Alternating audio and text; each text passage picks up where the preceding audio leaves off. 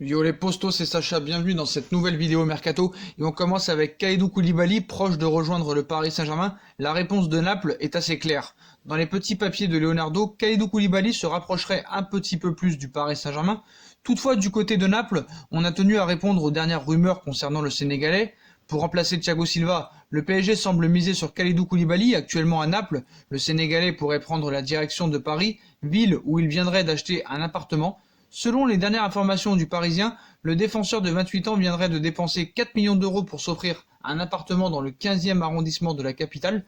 De quoi rapprocher Koulibaly d'un transfert au PSG? Pas forcément à en croire Naples, aucun rapport avec un transfert au PSG. Journaliste italien Walter De Maggio a apporté une grande précision concernant cet investissement de Kalidou Koulibaly à Paris, qui est un possible impact sur son avenir. Pour Radio Kiss Kiss, il a alors assuré: des sources à Naples ont assuré que l'achat d'une maison par Koulibaly n'a aucun rapport avec un transfert au PSG. Cet investissement du défenseur de Naples ne serait donc en aucun cas un indice sur son avenir. Diego De Luca a en effet rajouté à ce sujet: il a aussi acheté un appartement à Milan. Mais cela ne signifie pas qu'il ira à l'Inter ou à Milan. Il adore investir dans l'immobilier. Donc certes, ça peut être crédible, mais Koulibaly aimerait vraiment venir. Mais le dossier est compliqué et cher. Donc il y a un intérêt qui ne laisse pas indifférent Kalidou Koulibaly, le défenseur central franco-sénégalais, mais les prétentions du club italien pour le prix du transfert sont très élevées, comme vous le savez. Il me demande minimum 100 millions d'euros, prêt à discuter à 80. Donc le PSG cherche à recruter cet été dans plusieurs secteurs du jeu, y compris en défense centrale. Donc ce n'est pas une évidence a priori ce dossier, mais cette tendance se confirme. Comme on vous l'a révélé dans plusieurs vidéos, le club de la capitale s'intéresse bien au cas Kalidou Koulibaly, et il est la priorité numéro 1 pour l'après Thiago Silva. Donc on rappelle, Kalidou Koulibaly, défenseur de Naples, formé au FC Metz. Donc selon certaines informations, la direction sportive du Paris Saint-Germain s'est rapprochée de ses homologues italiens depuis une quinzaine de jours. Koulibaly, né à Saint-Dié dans les Vosges, il y a bientôt 29 ans, sort d'une saison un peu compliquée en Serie A comme en Ligue des Champions. Sa cote a un petit peu baissé. Il se sait désiré par plusieurs grands clubs européens, dont le PSG et Manchester United, le Real, le Barça et d'autres, mais l'international sénégalais privilégierait le club parisien pour des raisons privées. Donc le président de Naples exige 100 millions d'euros. Seul problème de taille, le président du Napoli, Aurelio De Laurentiis, exige le versement d'une indemnité de 100 millions d'euros pour céder celui qui s'est affirmé comme l'un des hommes de base de Carlo Ancelotti à l'époque et maintenant de Gennaro Gattuso, un montant qui resterait toutefois sujet à négociation. Contrairement à la posture très ferme affichée par De Laurentiis, le PSG peut compter sur ses relations commerciales bien huilé avec la formation du sud de l'Italie. Ces dernières années, le club parisien s'est ainsi attaché les services de Ezequiel Lavezzi en 2012 pour environ 30 millions d'euros, voire 26, et de Edinson Cavani en 2013 pour 64 millions d'euros. Donc les talents de Leonardo et les bonnes négociations entre le Napoli et le Paris Saint-Germain pourraient peut-être amener un transfert de Kalidou Koulibaly au Paris Saint-Germain cet été. La presse catalane est de retour. Malgré le confinement, il faut continuer toujours à faire vendre un petit peu de papier et inventer des choses. Donc Neymar, le Barça change de plan pour l'été prochain. Toujours intéressé pour un retour de Neymar, le FC Barcelone pensait initialement à activer une clause de stabilité pour forcer la main au Paris Saint-Germain l'été prochain, mais désormais, le club catalan privilégie des négociations classiques. Donc le FC Barcelone ne lâche pas Neymar. L'été dernier, le club catalan a bien essayé de récupérer l'attaquant du Paris Saint-Germain qui voulait revenir chez les Blaugrana. En tout cas, c'est ce qu'on nous a fait croire, mais les négociations avec le champion de France en titre ont échoué.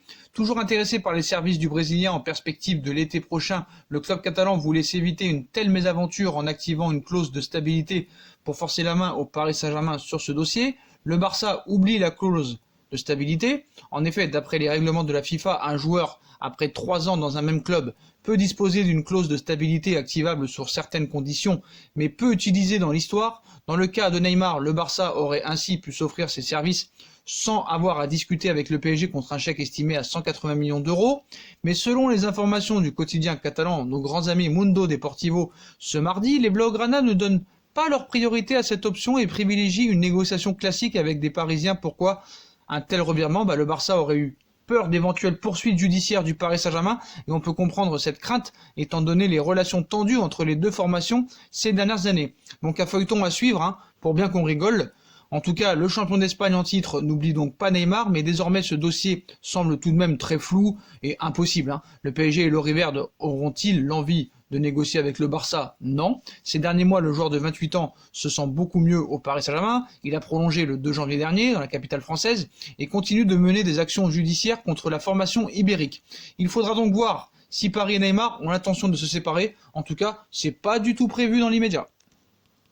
Tout pourrait être bouclé très vite pour le transfert de Sadio Mané au Real Madrid. Mané est prêt à répondre à l'appel de Zidane et de Florentino Pérez et du Real Madrid. Le Real Madrid est enclin à payer le transfert de 140 millions d'euros que demande Liverpool. Donc le Real Madrid voudrait profiter du prochain mercato estival pour recruter Sadio Mané. Le club emmené par Zinedine Zidane estimerait que l'attaquant de Liverpool pourrait être tenté par le challenge merengue.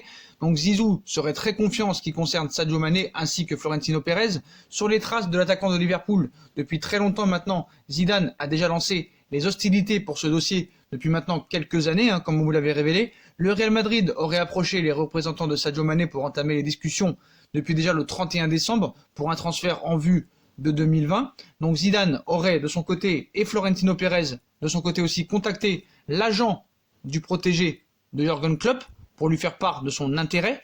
Sadio Mané, lui, est tenté grandement par le Real Madrid. On vous rappelle, ce dimanche, The Mirror a apporté de nouvelles précisions de taille sur le dossier Sadio Mané. D'après le média britannique, les têtes pensantes du Real Madrid croiraient en leur chance de pouvoir attirer la star de Liverpool à la Maison Blanche. En effet, ils estimeraient que Sadio Mané pourrait être tenté de relever un nouveau défi dans le club merengue. Il ne resterait donc plus qu'à convaincre Liverpool de laisser filer l'international sénégalais l'été prochain. Le Real est prêt à se jeter sur Sadio Mané.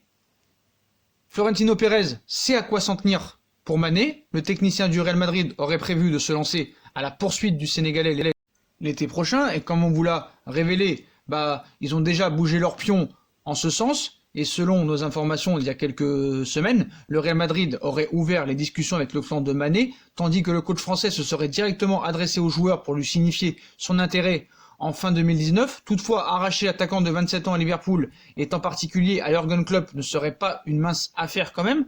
Un transfert à plus de 140 millions d'euros est prévu, et d'après les indiscrétions du Mirror, comme on vous l'a dit, Zidane devrait casser sa tirelire, ou surtout Florentino Pérez, pour s'attacher les services de Sadio Mané. En effet, le président du Real Madrid serait contraint de mettre en avant de sérieux arguments financiers, on va dire, un gros chèque.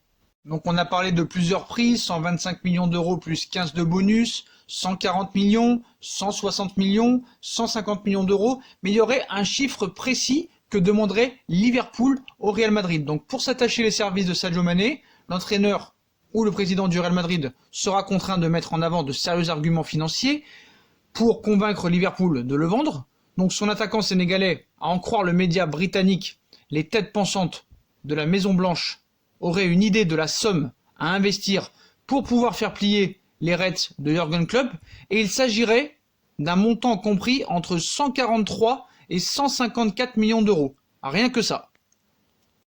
Et je pense que le Real Madrid va profiter de cette période de confinement et d'épidémie-pandémie pour pouvoir discuter tranquillement avec les agents, les représentants de Sadio Mané pour que le transfert évolue bien. Parce que ça va être compliqué le mercato cet été, on ne sait pas comment ça va se passer avec ces problèmes d'épidémie. Donc voilà, là il y a du temps pour discuter, ça va sûrement parler en vidéoconférence, au téléphone, mais en tout cas le transfert de Sadio Mané est bien parti pour se finaliser. Et on va passer à la Ligue des Champions, une date déjà trouvée pour la finale. Il n'y aura a priori pas de Ligue des Champions ni de football tout court avant quelques semaines en Europe. Plus tôt dans l'après-midi, l'équipe dévoilait ainsi que la coupe aux grandes oreilles et l'Europa League étaient suspendues jusqu'à nouvel ordre, mais l'UEFA travaille visiblement déjà sur la suite de la compétition et de la saison.